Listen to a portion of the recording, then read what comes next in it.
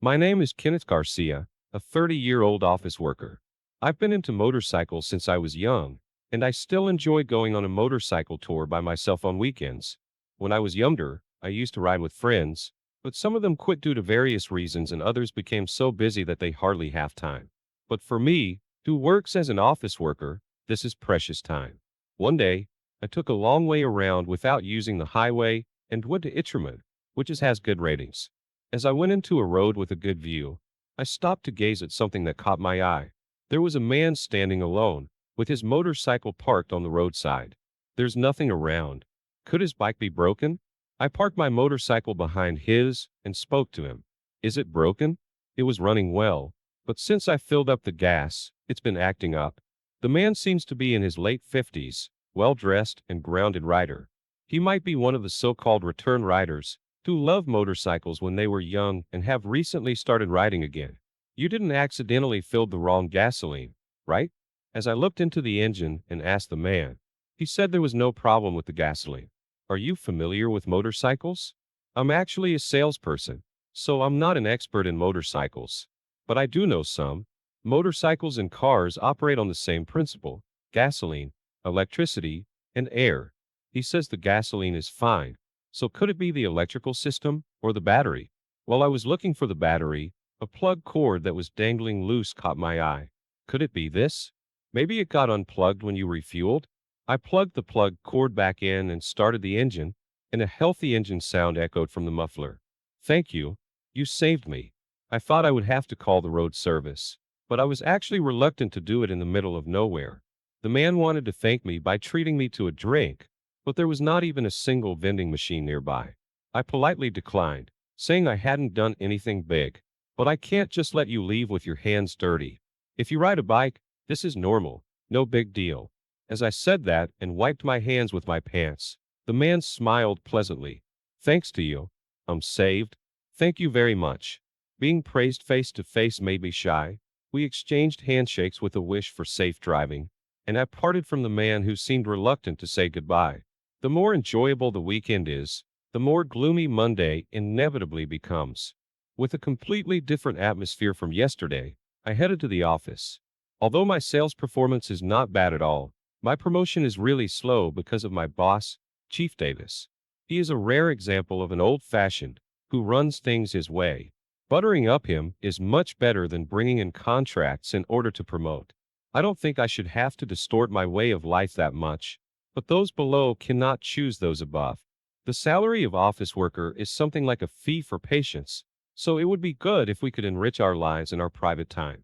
Now, I've completely given up on promotion and have been taking the approach of going with the flow. But, just as I was settling into this mindset, the roar of Chief Davis, the problem, echoed throughout the office. Hey Miller, the date on this slip is wrong. Diana Miller, who is in charge of accounting, stiffened and apologized in a small voice. Everyone, including me, was trying to avoid being involved in thinking, here we go again. Didn't I tell you to check it properly? How many times do I have to say it? Chief Davis stood up and walked to Diana's desk with the slip, nagging her the whole way. As he brushed off Diana's hair with the slip, the burn scar that she was hiding came into view. Diana has a large burn scar on one side of her face, which she usually hides by letting her hair down. I feel sorry for her because it must be hard for a woman. But Chief Davis knows that and harasses her anyway. Chief Davis is laughing at her, who is being extremely embarrassed, which is absolutely revolting to see. Seeing my boss making fun of her, and her trying to get through it, makes me feel so uncomfortable. I couldn't take it anymore and I got up from my seat and headed to the kitchenette.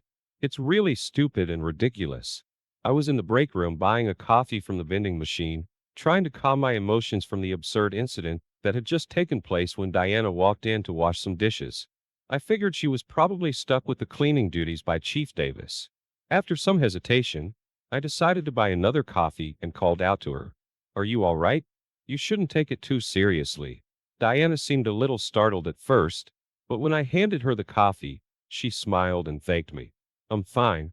I've been made fun of since I was a child, so I'm used to it. That's not all right at all.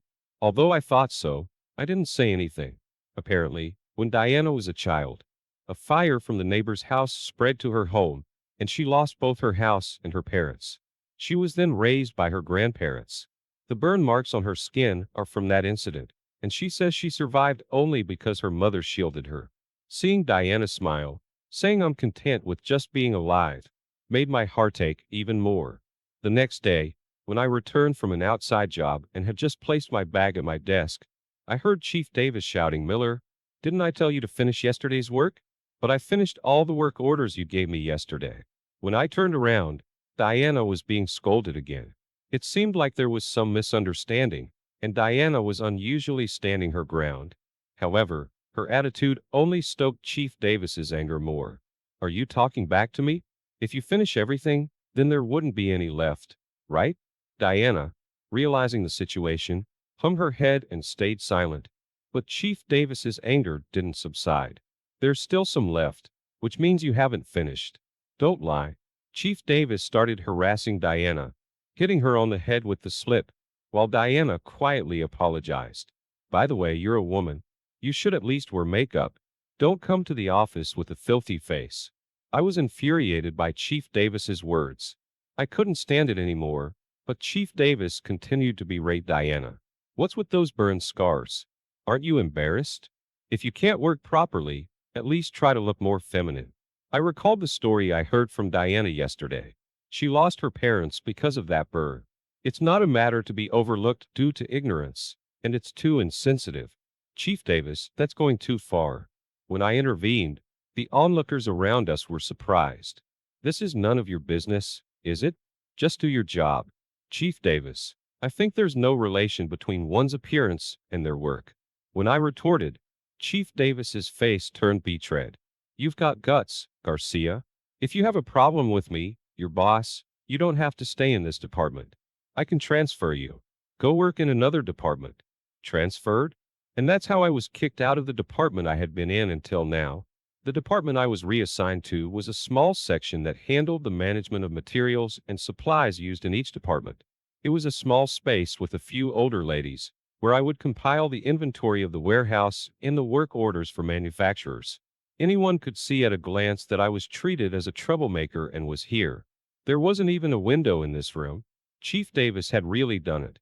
While I wanted to express my resentment, a part of me felt relieved.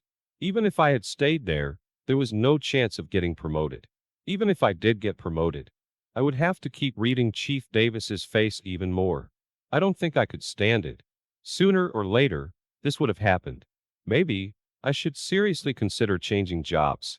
Since coming here, I've been thinking about my future, and one thing has been bothering me.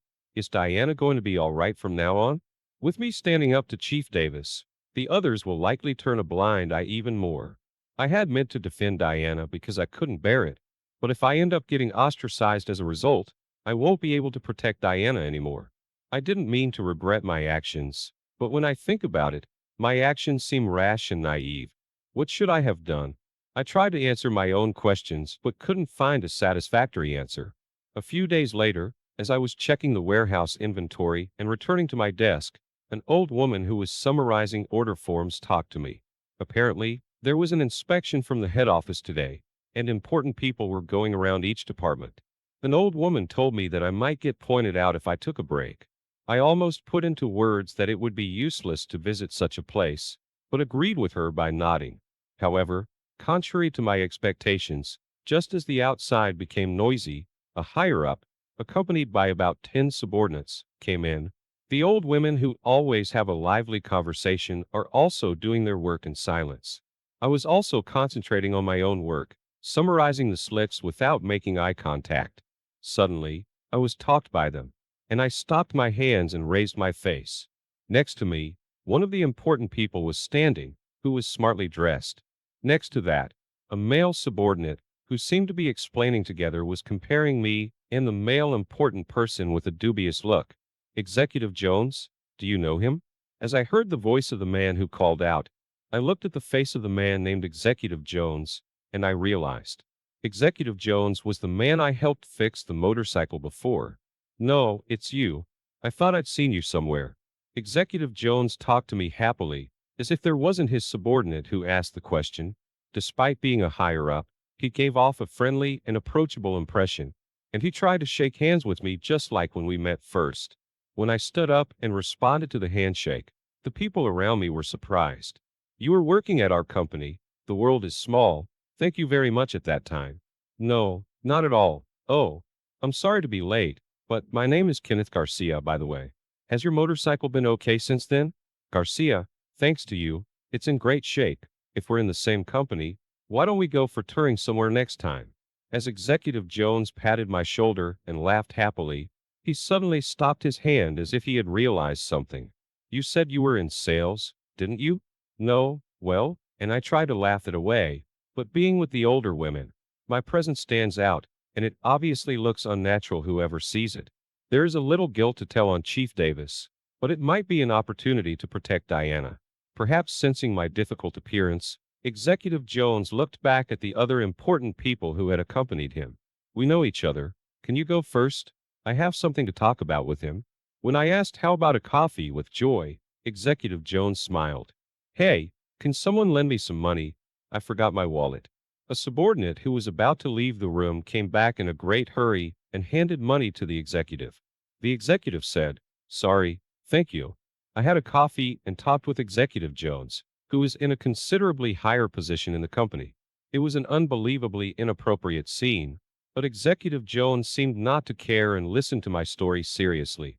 I told the truth about my feelings, about the environment and heart injuries that a woman named Diana has brought, about the daily life of acting bravely to overcome it. I have a feeling that I want to support her as a man, as a human being. Executive Jones listened to the story silently until the end and only answered I understand, and returned to the room where the old ladies were. Only the subordinate who handed the money was waiting, but Executive Jones didn't look at him and said I'll borrow the phone, and started making an extension somewhere. You may come right now. At that word of Executive Jones, Chief Davis flew in out of breath. Chief Davis, who is repeating greetings desperately, seems to be making some excuses, and Executive Jones raises his hand annoyingly to control such Chief Davis. Kenneth was in sales when I met him before. Could you explain why he was assigned here? Chief Davis was visibly sweating and stuttering in response. Seeing him fumble, Executive Jones sighed deeply and faced Chief Davis squarely. Chief Davis, if you are going to lead the young talents who will shape the future of the company, there must be some reasons behind your action, right? What does it mean that you can't provide an answer? Can we trust leaving the management of subordinates in your hands? Executive Jones said this and turned around, calling out to the subordinate who had been waiting alone. Go with Chief Davis and investigate thoroughly. Look into all of the finances up to now, the staff sales, and all contract acquisitions. The subordinate who responded affirmatively went to Chief Davis's side.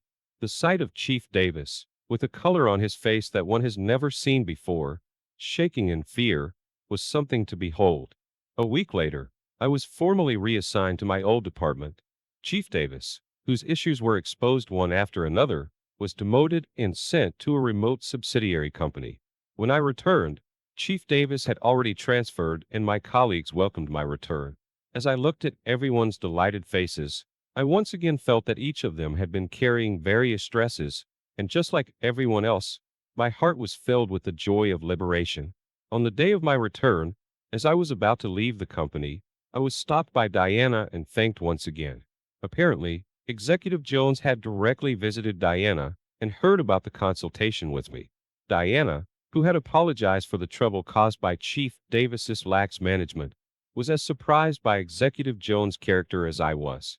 I was glad to see that Diana was at ease, and it seemed that the scars from her burns were becoming a little less noticeable. Diana has been continuing treatment by regularly visiting the hospital, and it seems that with the progress of medical treatment, it will be considerably less noticeable in the future. I was happy with the continuation of good news, but more than that, I was happy that Diana had started smiling a lot. Apparently, when Diana talked with Executive Jones, she also heard the story of how I had helped fix Executive Jones' bike. And amazingly, Diana also loves motorcycles and has been riding them for a long time. With a helmet on, I can hide burn scars, and you can go far without having to talk to anyone. As I was listening to her, I still felt sorry for her. But, without concerning herself with my state, Diana looked into my face. When I told Executive Jones that I also ride a motorcycle, he invited me to go for touring with you and him. He said there's a noodle restaurant he recommends.